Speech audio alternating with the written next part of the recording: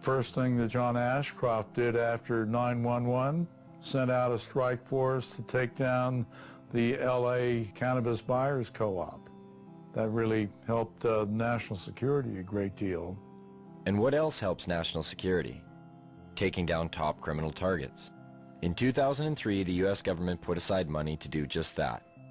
$25 million for the head of Osama bin Laden, $15 million each for the whereabouts of Uday and Qusay Hussein, Saddam's sons, and a $12 million budget to go after one of the most dangerous men of all, this man.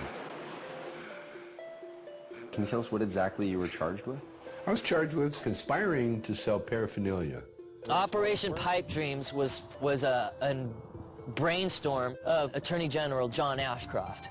The internet has been illegally utilized to sell these illegal products and to facilitate large illegal businesses operating in the open. A sting operation that busted people for selling paraphernalia to a particular county in Pennsylvania where they were willing to prosecute. Because there's two states, Pennsylvania, Iowa. Void were prohibited.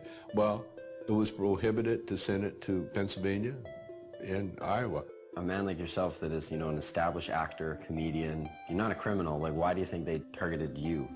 Well, because our movies were #1 rentals in America. What our movies did was really show the hypocrisy of the pot laws. In fact, when I went to jail, they had it in the transcript that our movies have influenced children for 30 years and will continue to do so forever.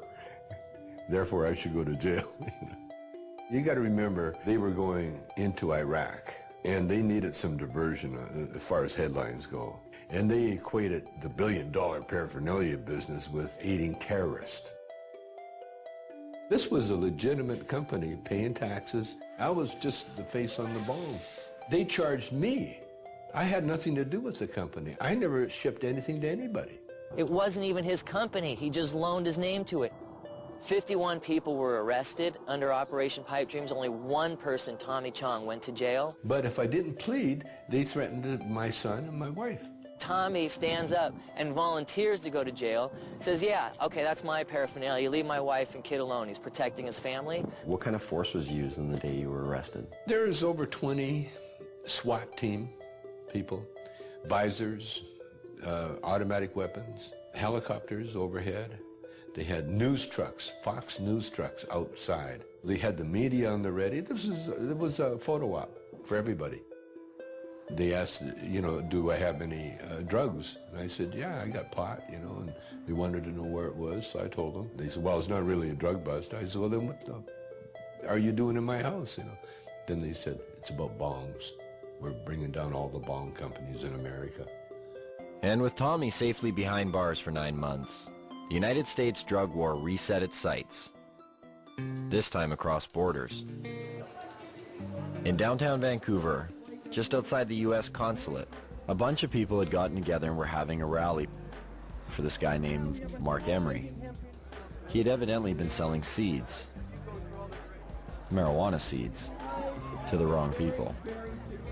Let me tell you, the DEA wants me because I am very good at what I do. Well, obviously, I'm the most dangerous man alive. Like, really. Like, no wonder I'm facing life imprisonment without parole for something that no one's ever gone to jail for here in Canada. No one's ever gone to jail for seeds, not even for a day. Mark and 2 of his employees are facing life in prison in the United States. Not Canada, the United States, for selling marijuana seeds over the internet. Vancouver police came in here with a warrant for an extradition, but we were taken then to North Fraser Correctional Center. Correctional Center of the year 2002. Beautiful facility. Mark Emery has gotten in the face of the United States. The U.S. sees Mark Emery as a major political threat to its anti-cannabis agenda. In a press release from Karen Tandy, head of the DEA, she said that this is not only the end of marijuana trafficking, but it's a blow to the marijuana legalization movement. I gave just under $4 million away over 11 years to Supreme Court challenges, ballot initiatives, political parties, drug addiction clinics. Well, if you're the DEA, who the hell do you think you're going to go after first and foremost and as viciously as you can do it? I think they even admitted it themselves when on the day of the raid, the DEA announced, these are a legalizer. We're shutting down one of the biggest legalizers. The legalization movement won't have a pot of money to draw from. Ha ha ha ha. Mark Emery has never gone to America and sold a seed. He does it all from here by mail order. And it's akin to Canadians ordering, you know, a machine gun from somewhere in America. It's against the law, and if we receive it here in Canada, they come and arrest us for receiving the machine gun. They don't go to America and say to Colt, "Hi, we're arresting you because you sent a machine gun to someone in Canada." No one's been sentenced to any time in jail in the history of Canada in 35 years. We've had this law. 2 people, me and Ian Hunter in Victoria, were fined. There's all sorts of seed businesses still open. Mark's the only one out of about 50 retail cannabis seed businesses in Canada that's been charged. Mark has been paying the Canadian federal government taxes on income he has made from selling seeds. The government relied on the existence of these internet seed sellers so that patients who had qualified for medical marijuana exemptions, who were bugging them for seed, were being directed to these internet seeds, and Mark Emery specifically in some cases is the place to get their seed. It puts Canada and our government in a very difficult position because they've either got to hand over a Canadian citizen to a foreign government for activities that were entirely done in Canada, for which our own government, our own police are not willing to charge him. If the Canadian authorities who rubber stamp this shit think that what I've done is so bad, then charge me. I should be tried by a jury of my peers.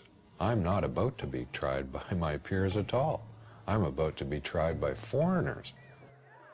At 420, a time synonymous with smoking marijuana, everyone lit up. And for those who didn't have marijuana to light up, again the police were close by, and again they didn't seem to care.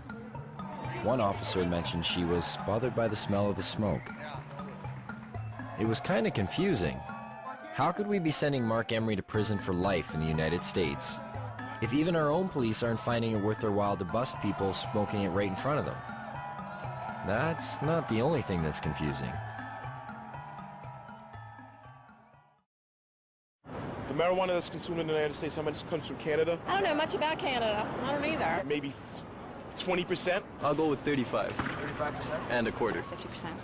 50%. I would say about 60%. 60%? 70%. Yeah, 70-80%. At least 80% of it. Ooh, I don't think it's all that much. Most of it is here.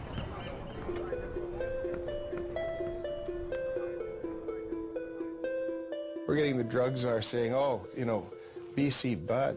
This was when some of the people in Canada were trying to get marijuana legalized. John Walters went up there and said, what you're talking about is passing a law that will allow you to export poison to my country. When we talk about poison, exporting poison, what do we export to Canada? Cigarettes. 430,000 people die in the United States every year from ingesting cigarettes. 5 million around the world. So who's exporting the poison here? Of the 6 million people who could benefit from treatment and need it in the United States today, 60% are dependent on marijuana. Lies.